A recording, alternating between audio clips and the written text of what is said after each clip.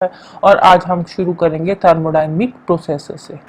इसमें सबसे पहले आता है आइसोथर्मल प्रोसेस। आइसोथर्मल प्रोसेस क्या होता है? आइसोथर्मल प्रोसेस वो प्रोसेस होता है जब ऑपरेशन जो होता है उसमें सिस्टम का जो टेम्परेचर है वो कांस्टेंट रहता है। ड्यूरिंग द ऑपरेशन जो सिस्टम का टेम्परेचर है वो कांस्टेंट रहेगा, मतलब कि जो भी ऑपरेशन हो रहा है, जो भी रिएक्शन हो रही है वो एक कांस्टेंट टेम्परेचर पे होती है। अब सिस्टम क्या होता है? सिस्टम क्या होता है, सराउंडिंग क्या होता है, थर्मोडायनेमिक्स क्या है, इसके टाइप्स क्या है, ये सारे के सारे मैं लास्ट लेक्चर में डिस्कस कर चुकी हूँ। लास्ट लेक्चर में मैंने बताया था कि जो थर्मोडायनेमिक्स होता है उसमें एक सिस्टम होता है, एक सराउंडिंग होता है, और सिस्टम के आगे तीन टाइप्स होते हैं, open system, closed system and isolated system. अगर आपने मेरी लास्ट वाली वीडियो नहीं देखी तो सबसे पहले वो देखिए, सो दैट कि आपके जो सिस्टम सराउंडिंग वाले डाउट्स है वो क्लियर हो जाए। फिर सेकंड आता है एडियाबैटिक प्रोसेस। एडियाबैटिक प्रोसेस में जो सिस्टम और सराउंडिंग है ना, सिस्टम और सराउंडिंग के बीच में कोई भी हीट एक्सचेंज नहीं होती। सिस्टम और सराउंडिंग क्या होता है, ये एक तरह का कंप्लीटली आइसोलेटेड सिस्टम होता है। ठीक है, आइसोलेटेड सिस्टम क्या था? आइसोलेटेड सिस्टम में मैंने एग्जांपल बताई थी ना कि हॉट टी इन अ थर्मस फ्लास्क, वो क्या है? एक आइसोलेटेड सिस्टम है, मतलब कि सिस्टम और सराउंडिंग के बीच में हीट एक्सचेंज नहीं हो रही, इसीलिए जो थर्मस फ्लास्क के अंदर गर्म चाय हम डालते हैं वो गर्म रहती है, क्योंकि सिस्टम और सराउंडिंग के बीच में हीट एक्सचेंज नहीं हो रही। तो एडियाबैटिक प्रोसेस में भी सिस्टम और सराउंडिंग के बीच में कोई भी हीट एक्सचेंज पॉसिबल नहीं होती। थर्ड आता है आइसोबारिक प्रोसेस। आइसोबारिक प्रोसेस वो प्रोसेस होता है जब जो सिस्टम का जो टेम्परेचर है वो कांस्टेंट रहता है थ्रू आउट द प्रोसेस। तो इसमें जो प्रेशर है वो जीरो रहेगा। प्रेशर में मतलब चेंज इन प्रेशर है जो वो जीरो रहेगा, प्रेशर में कोई भी चेंज नहीं आएगा। थ्रू आउट द ऑपरेशन जो प्रेशर है वो कांस्टेंट रहेगा। फोर्थ आता है आइसोकोरिक प्रोसेस। आइसोकोरिक प्रोसेस वो प्रोसेस होता है जब वॉल्यूम कांस्टेंट हो जाता है, उसको बोलते हैं आइसोकोरिक प्रोसेस, मतलब कि चेंज इन वॉल्यूम जीरो रहेगा। ठीक है, डीवी का मतलब क्या होता है? Change in volume, change in volume यहाँ पे जीरो होगा। साइक्लिक प्रोसेस क्या होता है? जब सिस्टम के अंदर बहुत सारी चेंजेस आ जाती है, एक सीरीज में चेंजेस आती है, इतनी सारी चेंजेस आती है कि फाइनली जो हम कर रहे हैं ना रिएक्शन, वो फाइनली इनिशियल स्टेट में आ जाती है, तो उसको बोलते हैं साइक्लिक प्रोसेस। साइक्लिक प्रोसेस में एनर्जी चेंज नहीं होती, इसमें एनर्जी जो होती है वो through out the process zero रहती है। तो चेंज इन एनर्जी यहाँ पे क्या है? चेंज इन एनर्जी यहाँ पे जीरो है। फिर आता है रिवर्सिबल प्रोसेस। रिवर्सिबल प्रोसेस क्या होता है? जब जो प्रोसेस है वो बहुत ही स्लोली हो रहा है, जो भी रिएक्शन हो रही है ना बहुत ही स्लोली हो रही है, इतनी ज्यादा स्लोली हो रही है कि उसमें जो चेंज आ रही है ना वो डायरेक्टली हम नोटिस ही नहीं कर पाते। उसमें जो थोड़ा बहुत चेंज आता है वो फिर से रिवर्स हो जाता है, तो उसको बोलते हैं रिवर्सिबल प्रोसेस। तो इसमें क्या होता है? इसमें सिस्टम और सराउंडिंग के बीच में इक्विलिब्रियम बना रहता है। आप प्रोसेस की किसी भी स्टेज में जाकर देखो, सिस्टम और सराउंडिंग के बीच में इक्विलिब्रियम रहेगा। रीजन भी कि प्रोसेस जो है वो बहुत स्लोली हो रहा है, इतना स्लोली हो रहा है कि वो फिर से रिवर्स हो जा रहा है, इसीलिए सिस्टम और सराउंडिंग के बीच में इक्विलिब्रियम बना रहता है। इरिवर्सिबल प्रोसेस की बात करें तो इरिवर्सिबल प्रोसेस बहुत रैपिडली होता है। रिवर्सिबल प्रोसेस स्लोली होता है, इनफाइनाइटली स्लोली, मतलब बहुत ही ज्यादा स्लोली हो रहा है, इतना स्लोली हो रहा है कि उसमें फिर से रिवर्स हो रहा है, वो इतना ज्यादा धीरे धीरे हो रहा है। इरिवर्सिबल बहुत ही रैपिडली हो रहा है, तेजी तेजी से हो रहा है। तो इसमें जो सिस्टम और सराउंडिंग होता है उसके बीच में इक्विलिब्रियम रहने का कोई भी चांस नहीं होता। सिस्टम और सराउंडिंग के बीच में कोई भी इक्विलिब्रियम नहीं बनता। क्यों? क्योंकि अब जो रिएक्टेंट्स है, रिएक्टेंट से प्रोडक्ट्स इतनी तेजी से बन रहे हैं कि ऑपोजिट फोर्स उस पर काम ही नहीं करती। रिएक्टेंट से प्रोडक्ट्स बन रहे हैं बट उनसे वापस जो रिवर्स प्रोसेस नहीं हो रहा, तो इसीलिए जो इरिवर्सिबल प्रोसेस होता है इसमें सिस्टम और सराउंडिंग के बीच में इक्विलिब्रियम पॉसिबल नहीं होता। फिर आती है heat of reaction. Heat of reaction क्या होती है? जो केमिकल रिएक्शन होती है ना, केमिकल रिएक्शन को एक बैलेंस्ड केमिकल रिएक्शन बनाने के लिए उसमें जो हीट में चेंज आती है उसको बोलते हैं हीट ऑफ रिएक्शन। किसी भी केमिकल रिएक्शन को एक बैलेंस्ड केमिकल रिएक्शन बनाने के लिए जो भी हीट में चेंज आती है उसको बोलते हैं हीट ऑफ रिएक्शन। फिर आता है exothermic and endothermic reactions. Exothermic reaction क्या होती है? जब केमिकल रिएक्शन के टाइम पे हीट रिलीज होती है तो उसको बोलते हैं एक्सोथर्मिक रिएक्शन। एक्सोथर्मिक रिएक्शन में जो चेंज इन हीट होता है वो हमेशा नेगेटिव होता है। एंडोथर्मिक रिएक्शन में क्या होता है? जब केमिकल रिएक्शन के टाइम पे हीट अब्सॉर्ब होती है तो उसको बोलते हैं एंडोथर्मिक रिएक्शन। एंडोथर्मिक रिएक्शन में जो हीट चेंज होती है वो हमेशा पॉजिटिव होती है। फिर आगे आती है हीट ऑफ रिएक्शन की अलग अलग टाइप्स। कौन कौन सी टाइप है इसकी? फर्स्ट है heat of formation, heat of combustion, heat of neutralization, heat of solution, heat of hydration. अब ये सब क्या है इसको एक एक करके हम देखते हैं। सबसे पहले आता है heat of formation. Heat of formation क्या है?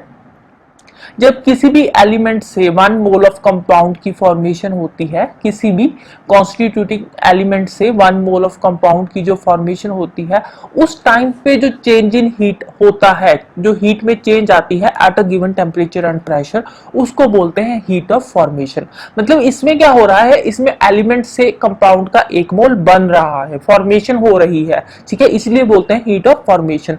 एलिमेंट से कंपाउंड की 1 मोल की फॉर्मेशन हो रही है, उस टाइम पे जो हीट चेंज होती है at a given temperature and pressure, उसको बोलते हैं heat of formation. Heat of combustion क्या होता है? हीट ऑफ कंबस्शन इसका उल्टा होता है। जब 1 मोल ऑफ सब्सटेंस बनाने के लिए उस टाइम पे बनाने के लिए नहीं, 1 मोल ऑफ सब्सटेंस की कंबस्शन के लिए जो हीट चेंज होता है in the presence of air और ऑक्सीजन, उसको बोलते हैं हीट ऑफ कंबस्शन। क्योंकि देखो जो कंबस्शन होती है ना, कंबस्शन में एयर का होना जरूरी है, ऑक्सीजन का होना जरूरी है। ऑक्सीजन के बिना कंबस्शन पॉसिबल नहीं है। इसीलिए 1 मोल ऑफ सब्सटेंस की कंबस्शन के लिए जो हीट चेंज होती है in the presence of air और ऑक्सीजन, उसको बोलते हैं हीट ऑफ कंबस्शन।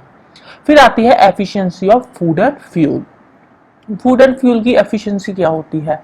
जो 1 ग्राम ऑफ सब्सटेंस की जो कंप्लीटली जब 1 mole of substance, 1 gram of, mole नहीं बोलेंगे, जो 1 gram of substance completely burn होता है या 1 ग्राम ऑफ सब्सटेंस की ऑक्सीडेशन होती है, उस टाइम पे जो हीट प्रोड्यूस होती है, अमाउंट ऑफ हीट जो प्रोड्यूस होती है, उसको बोलते हैं efficiency of food and fuel. अब ये सब्सटेंस कौन सा होता है? ये सब्सटेंस कुछ भी हो सकता है, फूड भी हो सकता है, फ्यूल भी हो सकता है, क्योंकि हमारी बॉडी के अंदर जो फूड होता है उसकी कंबस्शन होती है, तो उसको बोलते हैं efficiency of food and fuel. जितनी क्लोरिफिक वैल्यू फ्यूल की ज्यादा होगी, उतनी फ्यूल की जो कंबस्शन है वो बेटर रहेगी, ठीक है। तो जैसे कि वुड है, वुड की क्लोरिफिक वैल्यू है 17 किलो जूल पर ग्राम। चारकोल की अगर हम बात करें तो चारकोल की क्लोरिफिक वैल्यू है 33 किलो जूल पर ग्राम। तो कौन सा बेटर फ्यूल हो गया? चारकोल जो है वो वुड से फिर बेटर फ्यूल होगा, क्योंकि जितनी फ्यूल की क्लोरिफिक वैल्यू ज्यादा होगी उतना फ्यूल बेटर होगा, ठीक है। फूड हो या फ्यूल हो, ठीक है, फूड की बात कर लो या फ्यूल की बात कर लो, जितनी उसकी क्लोरिफिक वैल्यू ज्यादा होगी उतना वो फूड या फ्यूल बेटर होगा। फिर आती है heat of neutralization. Heat of neutralization क्या होती है? जब 1 ग्राम इक्विवेलेंट एसिड का और 1 ग्राम इक्विवेलेंट बेस का हम किसी एक्वस सॉल्यूशन में डालते हैं, ठीक है। एक्वस सॉल्यूशन में 1 ग्राम हमने डाला एसिड का, 1 ग्राम डाला बेस का, उसके बाद वो जो सॉल्यूशन होगा, अब उसमें सेम अमाउंट हम एसिड का डाल रहे हैं, सेम अमाउंट हम डाल रहे हैं बेस का, तो वो सॉल्यूशन क्या बन जाएगा? वो न्यूट्रलाइज सॉल्यूशन बन जाएगा। तो अब न्यूट्रलाइज सॉल्यूशन बनने के लिए जो चेंज इन हीट होगी उसमें, उसको बोलते हैं हीट ऑफ न्यूट्रलाइजेशन। अब जो स्ट्रॉन्ग एसिड और स्ट्रॉन्ग बेस की हीट ऑफ न्यूट्रलाइजेशन होती है वो हमेशा कांस्टेंट होती है। कितनी होती है? -57.1 किलो जूल होती है। बट वीक एसिड और वीक बेस के केस में जो हीट ऑफ न्यूट्रलाइजेशन होती है वो हमेशा 57.1 किलो जूल से कम होती है। फिर आता है heat of solution. Heat of solution क्या होता है? जब किसी भी सॉल्वेंट में लार्ज एक्सेस ऑफ सॉल्वेंट, काफी सारा सॉल्वेंट है, उस सॉल्वेंट में हम 1 मोल किसी भी सब्सटेंस का डिसॉल्व करेंगे। अब किसी सॉल्वेंट में हम कोई सब्सटेंस डिसॉल्व कर रहे हैं, सब्सटेंस का 1 मोल डिसॉल्व कर रहे हैं, तो उस टाइम पे जो हीट चेंज होएगी उसको बोलते हैं हीट ऑफ सॉल्यूशन। फिर आता है लास्ट में enthalpy of hydration. Enthalpy of hydration को क्या बोलते हैं? हाइड्रेशन इंथैल्पी भी बोलते हैं। ये क्या होता है? ये होता है जब सफिशिएंट वाटर में, ठीक है, वाटर में हमने 1 मोल गैसियस आयन का डिसॉल्व करा, ठीक है, सफिशिएंट हमने वाटर लिया, उसमें 1 मोल गैसियस आयन का हमने डिसॉल्व कर दिया। जब हम गैसियस आयन का 1 मोल सफिशिएंट वाटर में डिसॉल्व करेंगे तो उस टाइम पे वो जो सोल्यूशन होगा वो क्या बन जाएगा, वो इनफिनिटी डिल्यूट सोल्यूशन बन जाएगा, बहुत ही डिल्यूट सोल्यूशन बनेगा। तो ये जो डिल्यूट सोल्यूशन बनता है इसको बोलते हैं इंथैल्पी ऑफ हाइड्रेशन। जो हाइड्रेशन इंथैल्पीज होती है ये हमेशा नेगेटिव होती है, राइट। फिर लास्ट आता है Hess law of constant heat summation. Hess law of constant heat summation क्या है, जब केमिकल रिएक्शन होती है ना, केमिकल रिएक्शन में या तो एक स्टेप होता है या फिर एक स्टेप से ज्यादा स्टेप्स भी होते हैं कई केमिकल रिएक्शन में। अब केमिकल रिएक्शन में चाहे एक स्टेप में केमिकल रिएक्शन कंप्लीट हो जाए, चाहे कोई केमिकल रिएक्शन 2 या 3 स्टेप्स में कंप्लीट हो, तो उसमें जो चेंज इन हीट होता है ना वो हमेशा सेम रहता है। कोई भी केमिकल रिएक्शन है अगर वो एक स्टेप में कंप्लीट हो रही है या फिर 2 स्टेप्स में कंप्लीट हो रही है, तो उस केस में जो चेंज इन हीट होगा वो सेम होगा। इसको बोलते हैं Hess law of constant heat summation.